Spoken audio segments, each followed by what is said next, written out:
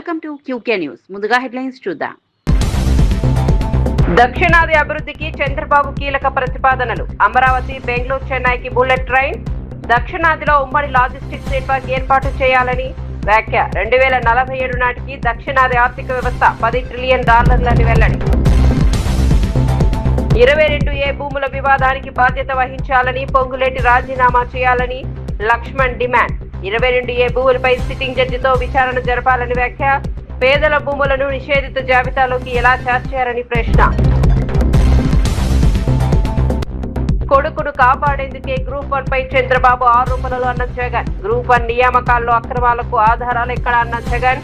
మా హయాంలో గ్రూప్ 1 లో ఎలాంటి అక్రమాలు జరగలేదని వ్యాఖ్య. ఖైరతాబాద్ లో బోగస్ ఓట్లపై శ్రవణ్ సంచలన ఆరోపణలు. ఒకే చిరునామాలో 44 ఓట్లు, బోగస్ ఓట్ల కలకలం. ప్రైవేట్ కార్యాలయాన్ని నివాసంగా చూపి ఓట్లు నమోదు చేశారా అని ప్రశ్న. బోగస్ ఓట్లపై సమగ్ర విచారణ జరపాలన్న దాసోదు శ్రవణ్. ఇక వార్త వివరాల్లోకి వెళ్తే, మహాబలిపురంలో కేంద్ర హోంమంత్రి అమిత్ షా అధ్యక్షతన 31వ సదరన్ జోనల్ కౌన్సిల్ సమావేశం జరిగింది. ఈ సమావేశానికి ఏపీ సీఎం చంద్రబాబుతో పాటు తమిళనాడు, కర్ణాటక, కేరళ, పుదుచ్చేరి ప్రతినిధులు హాజరయ్యారు. దక్షిణాది రాష్ట్రాల సమగ్ర అభివృద్ధి, పరస్పర సహకారంపై చంద్రబాబు కీలక ప్రతిపాదనలు చేశారు. కేంద్రం, రాష్ట్రాల మధ్య విశ్వాసం, సమన్వయంతో సమస్యలను పరిష్కరించుకోవాలని సూచించారు. అమరావతి, బెంగళూరు, చెన్నై నగరాలను అనుసంధానించే బుల్లెట్ ట్రైన్ కారిడార్ను ప్రతిపాదించారు. కుప్పం మీదుగా బుల్లెట్ ట్రైన్ నడపాలని కోరారు. దక్షిణాది రాష్ట్రాల్లో ఉమ్మడి లాజిస్టిక్స్ నెట్వర్క్, డ్రై పోర్టులు ఏర్పాటు చేయాలని సూచించారు. దక్షిణాది విద్యుత్ గ్రిడ్ ను జాతీయ గ్రిడ్ తో అనుసంధానించాలని అన్నారు. యూనివర్సిటీలు, స్కిల్లింగ్ సంస్థలతో ఉమ్మడి కన్సార్టియం ఏర్పాటు చేయాలని ప్రతిపాదించారు. విపత్తుల సమయంలో పరస్పరం సహకరించుకునే మ్యూచువల్ ఎయిర్పోర్ట్ ను ఏర్పాటు చేయాలని కోరారు.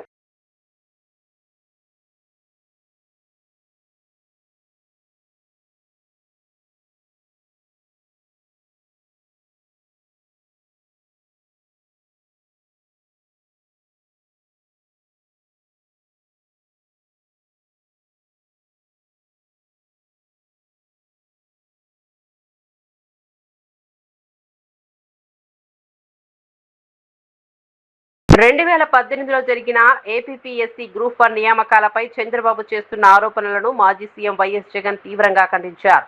తన కుమారుణ్ణి కాపాడుకోవడానికి చంద్రబాబు దిగజారి ఆరోపణలు చేస్తున్నారని విమర్శించారు. గ్రూప్ 1 భర్తీ ప్రక్రియలో తమ ప్రభుత్వ హయాంలో ఎలాంటి అక్రమాలు జరగలేదని స్పష్టం చేశారు. చంద్రబాబు ప్రభుత్వంలోనే ప్రిలిమ్స్ పరీక్ష పూర్తయిందని, తమ హయాంలో కేవలం మెయిన్స్ పరీక్ష నిర్వహించామని తెలిపారు. 2025 డిఎస్సీ మాదిరిగా తమ హయాంలో పేపర్ లీకేజీ జరగలేదని అన్నారు. అవుట్ సోర్సింగ్ ఉద్యోగులకు తమ హయాంలో ప్రత్యేకంగా ర్యాంకులు రాలేదని చెప్పారు. ఎవరికైనా అనుకూలంగా ప్రత్యేక జీవోలు తీసుకురాలేదని స్పష్టం చేశారు. పరీక్ష రాయకుండా ఎవరికి ఉద్యోగాలు ఇవ్వలేదని పేర్కొన్నారు. చంద్రబాబు నాయుడు గారి ప్రభుత్వంలోనే ప్రిలిమ్స్ కూడా అయిపోయినాయి.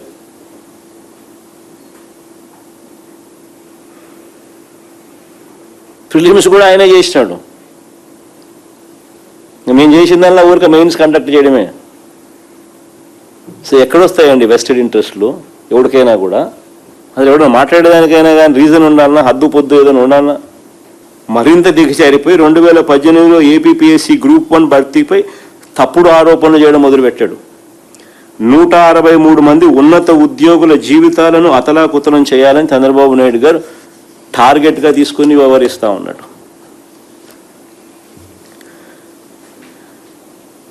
దీనికి సంబంధించి కొన్ని విషయాలు చెప్పాలి.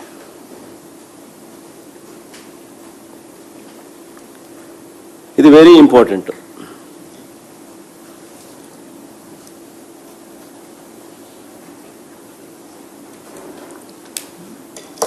అప్పటి ఏపీపీఎస్సీ పరీక్షల్లో ఇప్పటి చంద్రబాబు నాయుడు గారు గవర్నమెంట్లో కండక్ట్ చేసిన డిఎస్సి మాదిరిగా పేపర్ లీకేజ్ అప్పుడు జరగల.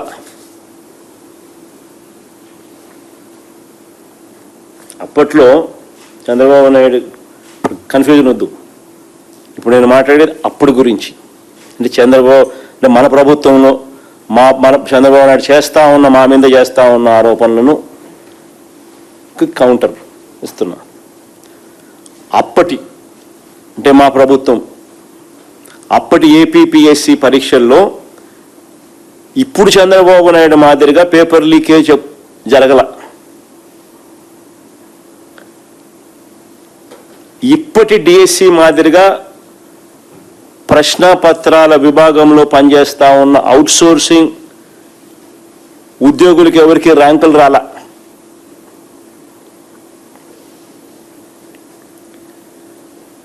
ఎవరికి అనుకూలంగా ప్రత్యేకమైన జీవోలు తీసుకొని రాలా. ఎవరికి అనుకూలంగా మేము మా హయాంలో ప్రత్యేకంగా ఎవరికి ఫేవర్ చేయాలని అనుకూలంగా ప్రత్యేకమైన జీవోలు తీసుకొని రాలా. పరీక్షలే రాయకుండా ఎవరికి ఉద్యోగాలు ఇవ్వాల. పరీక్షలే రాయకుండా ఉద్యోగాలు ఎవరికి ఇచ్చిన పరిస్థితి లేదు మా గవర్నమెంట్లో. ఉద్యోగాలు అమ్ముకున్నట్టుగా, డబ్బులు ఇచ్చినట్టుగా, బేరసారాలు చేస్తున్నట్టుగా ఆడియోలు, వీడియోలు ఇలాంటి ఆధారాలు ఏ రోజు కూడా మా ప్రభుత్వ హయాంలో బయటికి రాలా.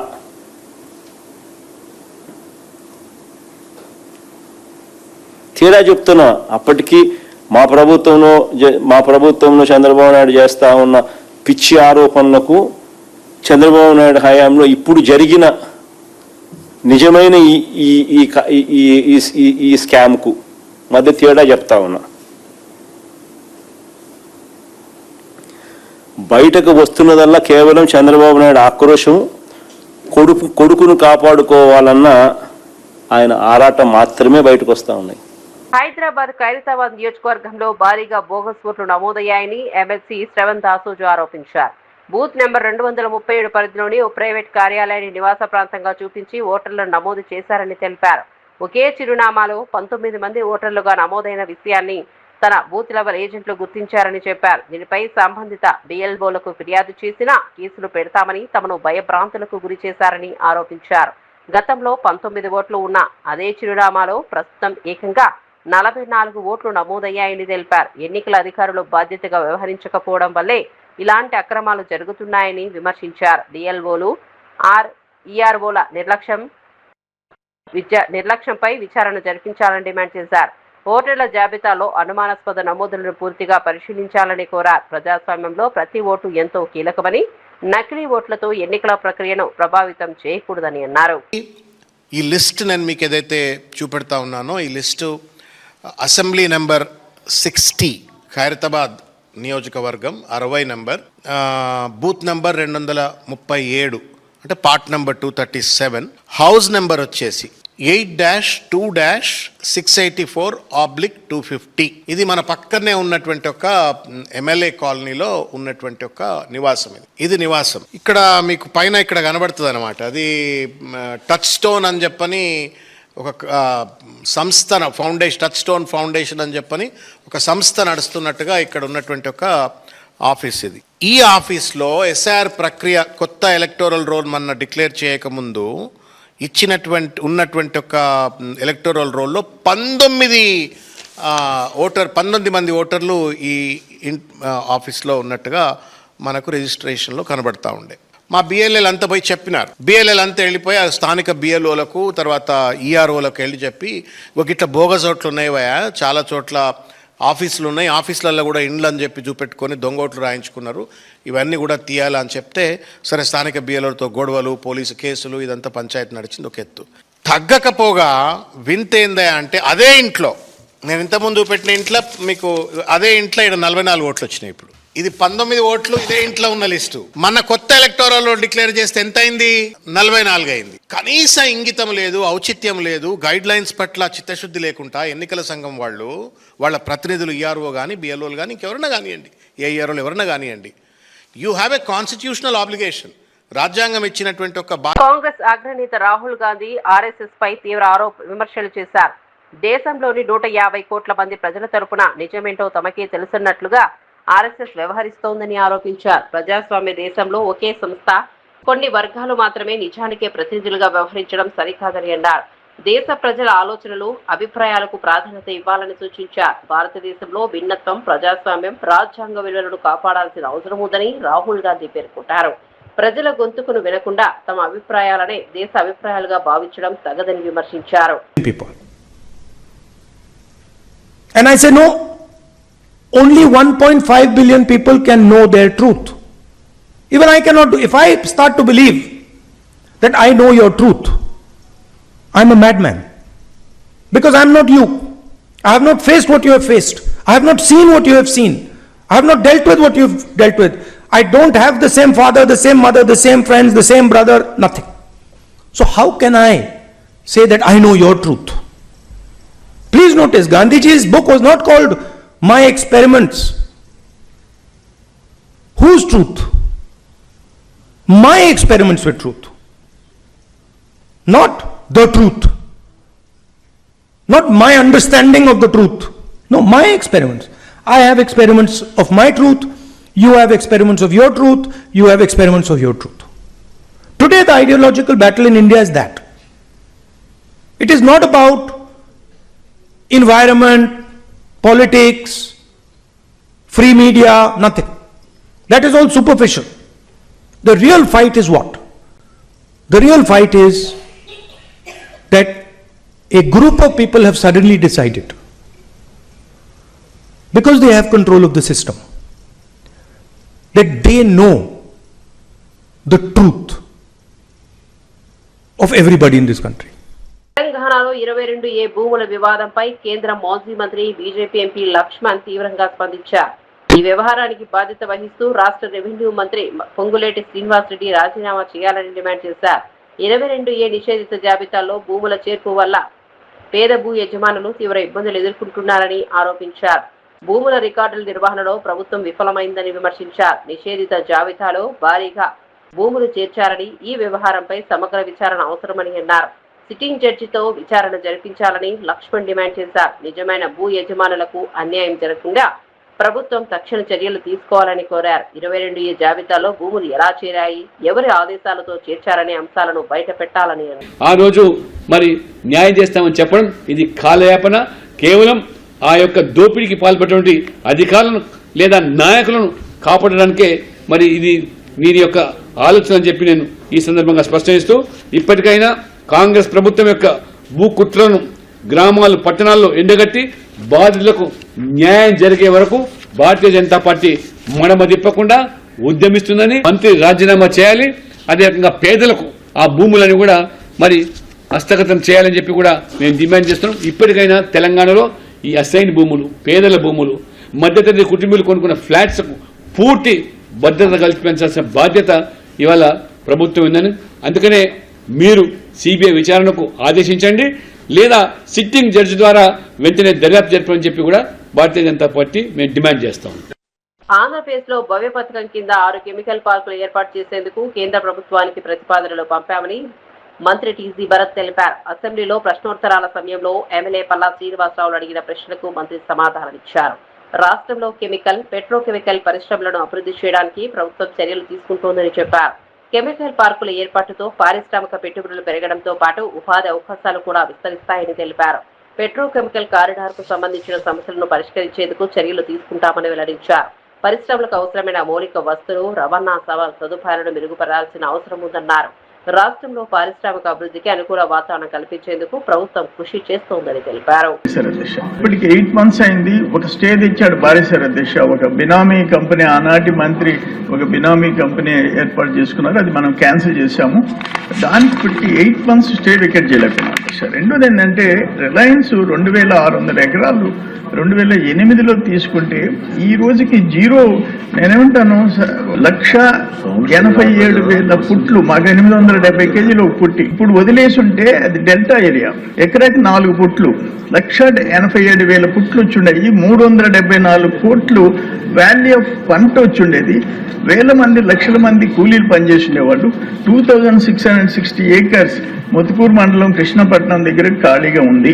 రెండోది కృష్ణపట్నం ఇన్ఫ్రాస్ట్రక్చర్ లిమిటెడ్ 4700 acres 2009లో రాజశేఖర్ టైంలో ఇచ్చారు.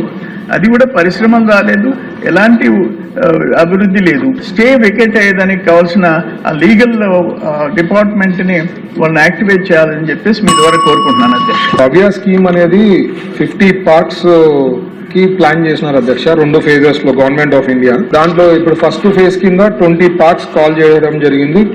మనము 6 parts అప్లై చేసినాం అధ్యక్ష. As per rules and regulations ప్రకారము, గవర్నమెంట్ ఆఫ్ ఇండియా నార్మ్స్ ప్రకారము సెంట్రల్ మినిస్టర్ గారికి రిక్వెస్ట్ చేయడం జరిగింది అధ్యక్ష. మూలపేటలో మనం ప్లాన్ చేయడం జరుగుతోంది అధ్యక్ష, కెమికల్ పార్క్. అది కూడా సెంట్రల్ స్కీమ్ కింద ఉంది. అది మనం తొందరలో అప్లై చేసి అది కూడా తెచ్చుకునేదానికి అవకాశం ఉంది అధ్యక్ష. కోరమండల్ది కూడా ఈ మధ్యనే ఫైనలైజ్ చేయడం జరిగింది అధ్యక్ష. అక్కడ ల్యాండ్ అవైలబిలిటీ ఉంది. సో అది కెమికల్ కి సంబంధించింది, అది కూడా ప్లాన్ చేస్తున్నాం. మనకి వైజాగ్ రీజియన్ లో తెలంగాణలో పాలిటెక్నిక్ విద్యార్థుల భవిష్యత్తుపై ప్రభుత్వానికి శ్రద్ధ లేదని ఆర్ఎస్ ప్రవీణ్ కుమార్ విమర్శించారు. సీఎం రేవంత్ రెడ్డి కూడా పాలిటెక్నిక్ చదివి ఆ తర్వాత డిగ్రీ విద్యను అభ్యసించి ఉన్నత స్థాయికి వెళ్లారని గుర్తు చేశారు. అలాంటప్పుడు పాలిటెక్నిక్ పూర్తి చేసిన విద్యార్థులు ఈసెట్ ద్వారా బీటెక్ చదవడంలో తప్పే ఉందని ప్రశ్నించారు. విద్యార్థులకు ఉన్నత విద్యకు మార్గం సులభం చేయాల్సిన ప్రభుత్వం వారి అవకాశాలను తగ్గించే నిర్ణయాలు తీసుకోకూడదని అన్నారు. పాలిటెక్నిక్ విద్యార్థులు తమ విద్యను కొనసాగించేందుకు అవసరమైన అవకాశాలు కల్పించాలని డిమాండ్ చేశారు. సాంకేతిక విద్య పూర్తి చేసిన యువతకు ఉన్నత చదువులు, ఉద్యోగ అవకాశాలు అందుబాటులో ఉండాలని పేర్కొన్నారు. విద్యార్థుల భవిష్యత్తును దృష్టిలో పెట్టుకుని ప్రభుత్వం విధానాలను రూపొందించాలని సూచించారు. ఏజెంట్ గా మారి ఇప్పుడు రాజకీయాల్లోకి వచ్చింది, ఇప్పుడు ముఖ్యమంత్రి అయ్యాడు. నేను ఇలా ఒక్కటే ప్రశ్న అడుగుతున్నాయా రేవంత్ రెడ్డి గారు, మీరు పాలిటెక్నిక్ వనపర్తిలో చేసి సికింద్రాబాద్లో ఏవి కాలేజ్లో బిఏ చేసి మళ్ళా తర్వాత రియల్ ఎస్టేట్ దందాలకు పోగలిగినప్పుడు ఈ పిల్లలు పాలిటెక్నిక్ 3 సంవత్సరాలు చేసి ఈసెట్ పోతే తప్పేంది? మీరు పాలిటెక్నిక్ చేసి బిఏ చేయగలిగినప్పుడు వీళ్ళు పాలిటెక్నిక్ విద్యార్థులు ఈసెట్ చేసి ఇంజనీరింగ్ కాలేజీలోకి పోతే తప్పేంది? ఎప్పుడైనా ఆలోచించిండ్రా? ఇక రెండవది, ఇలా తెలంగాణ పెద్దపల్లి పార్లమెంట్ నియోజకవర్గానికి మంజూరైన రైల్వే అభివృద్ధి పనులను వెంటనే ప్రారంభించాలని ఎంపీ గడ్డ వంశీకృష్ణ దక్షిణ మధ్య రైల్వే అధికారులను డిమాండ్ చేశారు. రైల్వే అధికారులతో జరిగిన సమావేశంలో ఆయన పెండింగ్ ప్రాజెక్టులపై తీవ్ర అసంతృప్తి వ్యక్తం చేశారు. 1000 కోట్ల రూపాయలకు పైగా విలువైన ఆర్ఓబీలు, ఎఫ్ఓబీలు, ఇతర రైల్వే అభివృద్ధి పనులను అనుమతులు వచ్చినా పనులు ప్రారంభం కాకపోవడం సరికాదన్నారు. ప్రజల నిధులతో మంజూరైన ప్రాజెక్టులు కాగితాలకే పరిమితం కాకుండా నేలపై కనిపించాలని స్పష్టం చేశారు. రైల్వే బోర్డు నుంచి దక్షిణ మధ్య రైల్వే అధికారుల వరకు నిరంతరం ఫాలోఅప్ చేస్తున్నప్పటికీ పనులు ఎందుకు ముందుకు సాగడం లేదని ప్రశ్నించారు. పెద్దపల్లి ప్రాంతంలో రైల్వే స్టేషన్ల ఆధునీకరణకు ఒక్కో స్టేషన్ కు సుమారు 30 కోట్ల రూపాయలతో పనులు చేపట్టేందుకు కృషి చేస్తున్నామని తెలిపారు.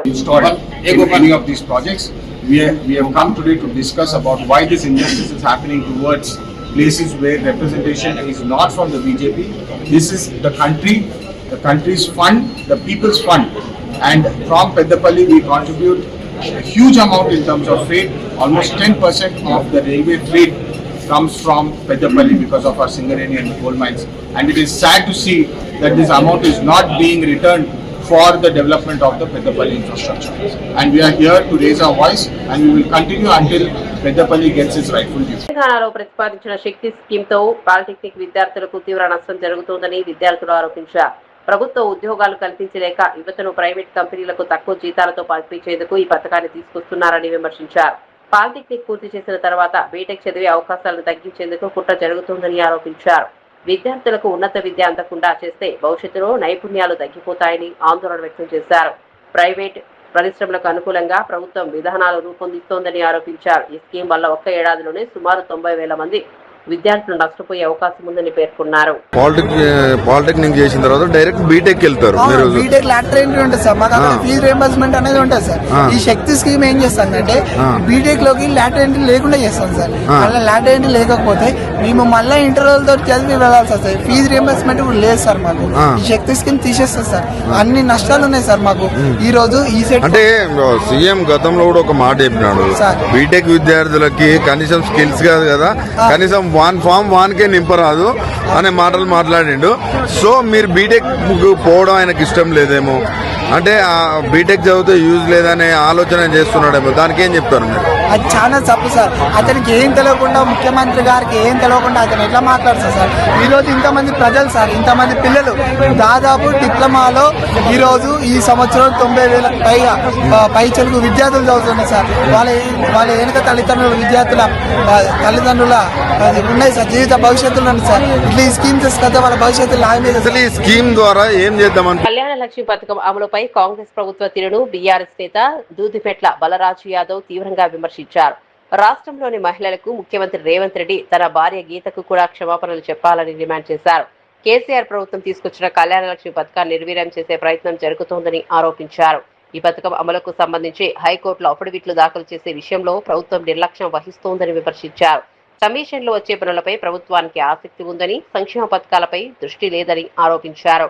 కళ్యాణ లక్ష్మి, షాదీ ముబారక్, రైతు బంధు, ఫీజు రియంబర్స్మెంట్ వంటి పథకాలపై ప్రభుత్వం నిర్లక్ష్యంగా వ్యవహరిస్తోందన్నారు. కేసీఆర్ ప్రభుత్వం తీసుకొచ్చిన సంక్షేమ పథకాలను రద్దు చేయడానికి కుట్ర జరుగుతోందని ఆరోపించారు. పిల్ల బరువు అయిద్దని చెప్పేసి, బతకడానికే కాదు సాధనానికే కాదు, పెళ్లి చేయాలంటే బరువు అయిద్దని చెప్పేసి దేవరకొండ లాంటి మా నల్గొండ జిల్లా ప్రాంతంలో వడ్ల గింజ వేసే చంపేటువంటి పరిస్థితి ఉండే. ఆ విధంగా తెలంగాణలో ఈ పరిస్థితులను చూసి చలించిన తెలంగాణ తొలి ముఖ్యమంత్రి ఆ తెలంగాణలో పుట్టినటువంటి మహిళ ఆడపిల్ల భారం కాదు, ఈ భవిష్యత్ అని చెప్పేసి నిరూపించడం కోసం తెలంగాణలో కళ్యాణ లక్ష్మి పథకం తీసుకొస్తే సుమారు 14 లక్షల పేదింటి ఆడపిల్లలకు కేసీఆర్ గారి నాయకత్వంలో పెళ్లిళ్ళు చేసి సుమారు 13,000 కోట్ల రూపాయలు ఖర్చు పెట్టేటువంటి మానవీయ సర్కారు కేసీఆర్ సర్కారు. మరి అలా 33 నెలలు కావస్తా ఉంది రేవంత్ రెడ్డి సర్కారు వచ్చి.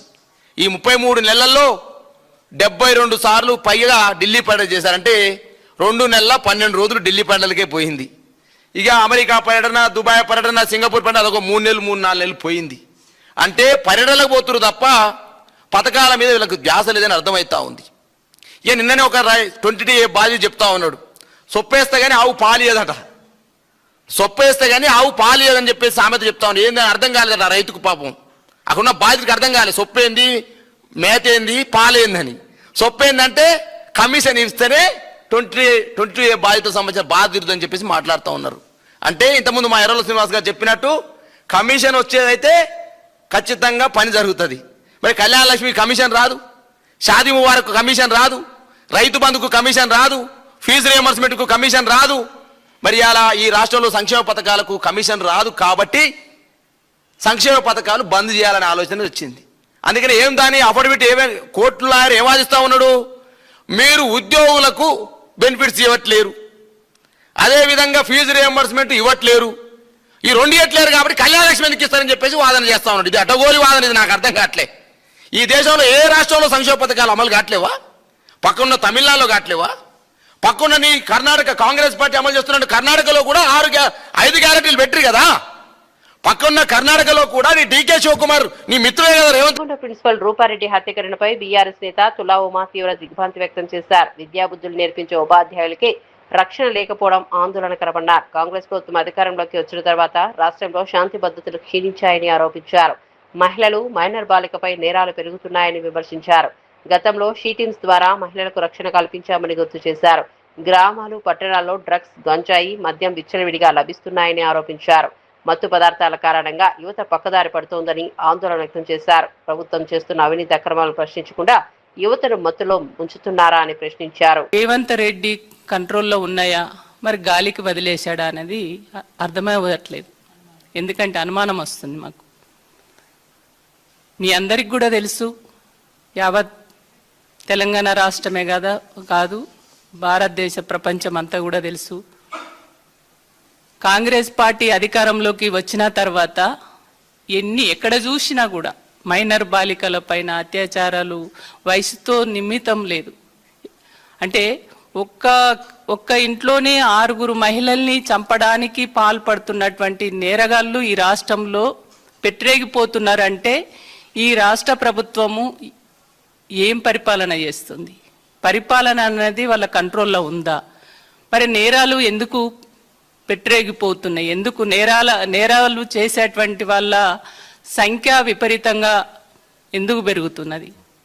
అంటే ఇది ఖచ్చితంగా ఈ ప్రభుత్వము నైతిక బాధ్యత వహించవలసినటువంటి అవసరం ఉంది.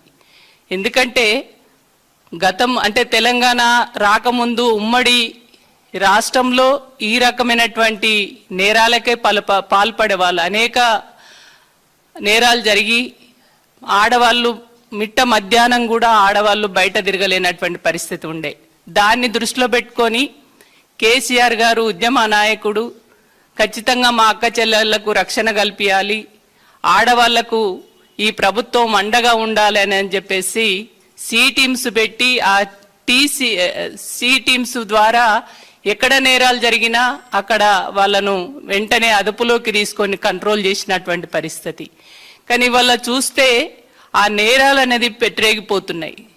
నిజంగా నేను గ్రామాలలోకి వెళ్ళినప్పుడు గ్రామాలలో చూస్తే యువత సాయంత్రం కాకంటే ముందే ప్రొద్దున్న నుంచే మత్తులో మునిగి తేలుతున్నారు. అంటే గ్రామాలలో డ్రగ్స్, గంజాయి, మద్యము విపరీతంగా అందుబాటులోకి తీసుకొచ్చింది ప్రభుత్వం.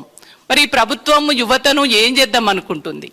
అంటే ఇవాళ ఈ ప్రభుత్వం చేస్తున్నటువంటి తప్పుడు పనులను, ఈ ప్రభుత్వం చేస్తున్నటువంటి అవినీతి అక్రమాలను ఇవాళ యువత ప్రశ్నించకుండా ఉండడం కోసం, నిలదీసి అడగకుండా ఉండడం కోసం యువతను సిద్దిపేట జిల్లా హుస్నాబాద్ పట్టణంలోని అంబేద్కర్ చౌరస్తాలో మాజీ ప్రధాని భారతరత్న రాజీవ్ గాంధీ జయంతి వేడుకలు కాంగ్రెస్ పార్టీ ఆధ్వర్యంలో ఘనంగా నిర్వహించారు. ఈ సందర్భంగా పార్టీ శ్రేణులు ఆయన చిత్రపటానికి పూలమాలలు వేసి నివాళులర్పించారు. దేశ ప్రగతికి రాజీవ్ గాంధీ చేసిన సేవలను కొనియాడారు. ఈ కార్యక్రమంలో Husnabad municipal chairperson Dandi Lakshmi, vice chairperson Chittaji Padma, market committee chairman Kadi Tirupati Reddy, vice chairman బంక చందు, సిద్దిపేట జిల్లా గ్రంథాలయ సంస్థ మాజీ చైర్మన్ కేడం లింగమూర్తి, కాంగ్రెస్ పట్టణ అధ్యక్షులు వివి రమణ, మండల అధ్యక్షులు Vennaraju, single window chairman Bolisetti Shivayya, party నాయకులు, కార్యకర్తలు పాల్గొన్నారు.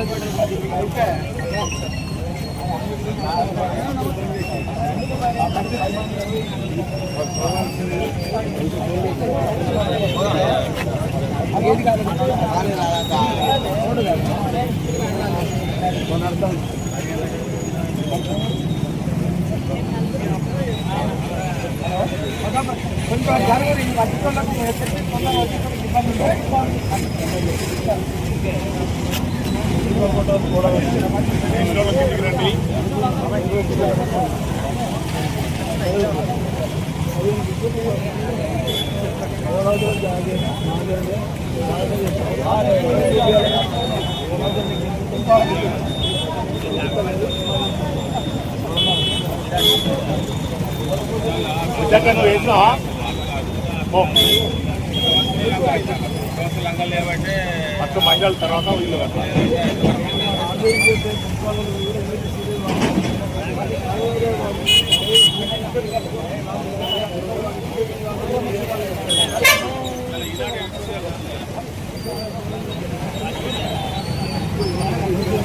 రాజ్యాంగం కాదు, రాజ్యాంగాన్ని కాపాడాలంటే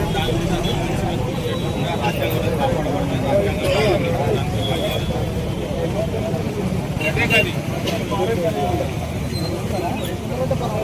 గౌరవ కౌన్సిలర్లు, పార్టీ ప్రతినిధులు అందరూ వేయండి. కిరణ్ వేసినావా?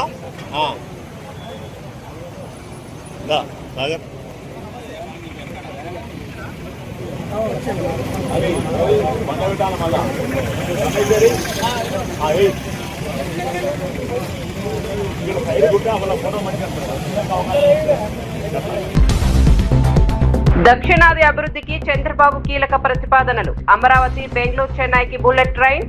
దక్షిణాదిలో ఉమ్మడి లాజిస్టిక్స్ నెట్వర్క్ ఏర్పాటు చేయాలని వ్యాఖ్య. 2047 నాటికి దక్షిణాది ఆర్థిక వ్యవస్థ $10 ట్రిలియన్ వెల్లడి. 22A భూముల వివాదానికి బాధ్యత వహించాలని పొంగులేటి రాజీనామా చేయాలని లక్ష్మణ్ డిమాండ్. 22A భూములపై సిట్టింగ్ జడ్జితో విచారణ జరపాలని వ్యాఖ్య. పేదల భూములను నిషేధిత జాబితాలోకి ఎలా చేర్చారని ప్రశ్న. కొడుకును కాపాడేందుకే గ్రూప్ 1 పై చంద్రబాబు ఆరోపణలు అన్న జగన్. గ్రూప్ 1 నియామకాల్లో అక్రమాలకు ఆధారాలు ఎక్కడ అన్న జగన్. మా హయాంలో గ్రూప్ 1లో ఎలాంటి అక్రమాలు జరగలేదని వ్యాఖ్య. ఖైరతాబాద్ లో బోగస్ ఓట్లపై శ్రవణ్ సంచలన ఆరోపణలు. ఒకే చిరునామాలో 44 ఓట్లు, బోగస్ ఓట్ల కలకలం. ప్రైవేట్ కార్యాలయాన్ని నివాసంగా చూపి ఓట్లు నమోదు చేశారా అని ప్రశ్న. బోగస్ ఓట్లపై సమగ్ర విచారణ జరపాలన్న దాసోదు శ్రవణ్. మరిన్ని అప్డేట్స్ కోసం చూస్తూనే ఉండండి